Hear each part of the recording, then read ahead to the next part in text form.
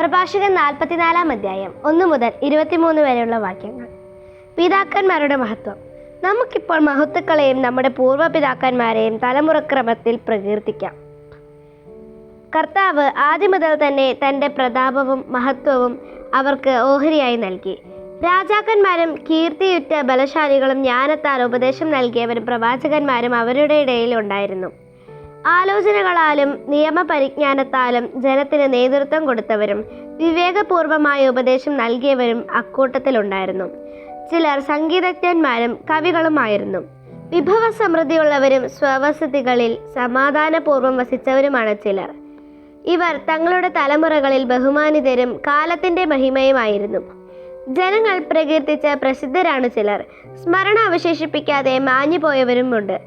ജീവിക്കുകയോ ജനിക്കുകയോ പോലുമോ ചെയ്തില്ലെന്ന് തോന്നുമാറ് അവർ മൺമറഞ്ഞു. അവരുടെ മക്കളും അങ്ങനെ തന്നെ. എന്നാൽ അവർ കാരുണ്യമുള്ളവരായിരുന്നു. അവരുടെ സൽപ്രവർത്തികൾ വിസ്മരിക്കപ്പെട്ടില്ല. അവരുടെ ഐശ്വര്യം അവരുടെ പിൻഗാമികളിലും അവരുടെ അവകാശം മക്കളുടെ മക്കളിലും നിലനിൽക്കും. അവരുടെ സന്തതികൾ ഉടമ്പടി പാലിക്കും. അവരുടെ മക്കളും അവയ്ക്ക് വേണ്ടി നിലകൊള്ളും. അവരുടെ ഭാവി തലമുറകൾ എന്നേക്കും നിലനിൽക്കും. അവരുടെ പ്രതാപം മാഞ്ഞു പോവുകയില്ല. അവർ സമാധാനത്തിൽ സംസ്കരിക്കപ്പെട്ടു.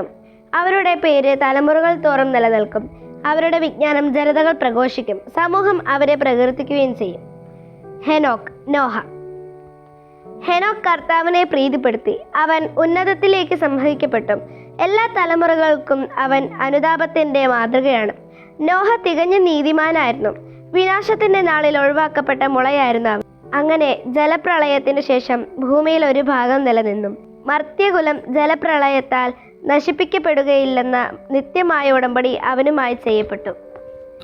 അബ്രഹാം, ഇസഹാക്ക്, യാക്കോബ്. അനേക ജനതകളുടെ പൂർവ്വപിതാവായിരുന്നു അബ്രഹാം. മഹത്വത്തിൽ അവന് സമനായി ആരുമില്ല. അവൻ അത്യുന്നതൻ്റെ നിയമം പാലിക്കുകയും അവിടുന്ന് അവനുമായി ഉടമ്പടിയിൽ ഏർപ്പെടുകയും ചെയ്തു. അവൻ സ്വശരീരത്തിൽ ഉടമ്പടിയുടെ മുദ്ര പതിപ്പിച്ചു. പരീക്ഷിക്കപ്പെട്ടപ്പോൾ അവൻ വിശ്വസ്തത തെളിയിച്ചു. അതിനാൽ അവൻ്റെ സന്തതി വഴി ജനതകൾ അനുഗ്രഹിക്കപ്പെടുമെന്ന് കർത്താവ് അവനോട് ശപഥം ചെയ്തു.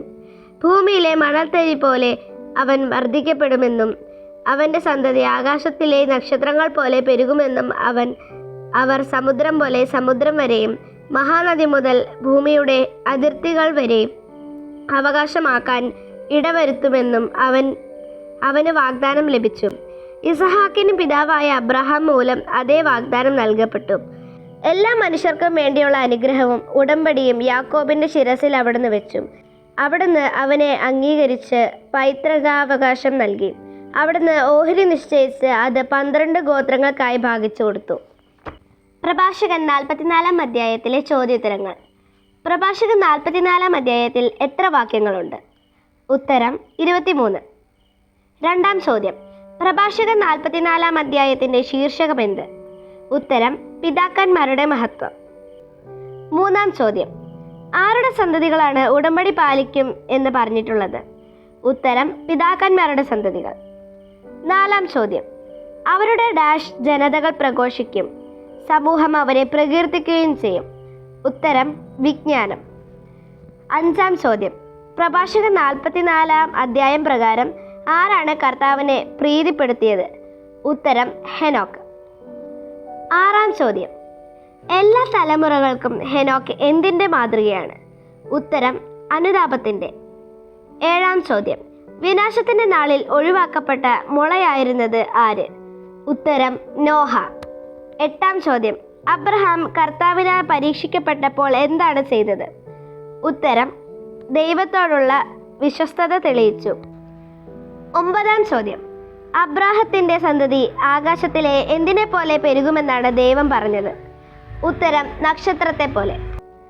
പത്താം ചോദ്യം. അവിടുന്ന് യാക്കോബിനെ അംഗീകരിച്ച് എന്ത് അവകാശമാണ് നൽകിയത്? ഉത്തരം പൈതൃകാവകാശം.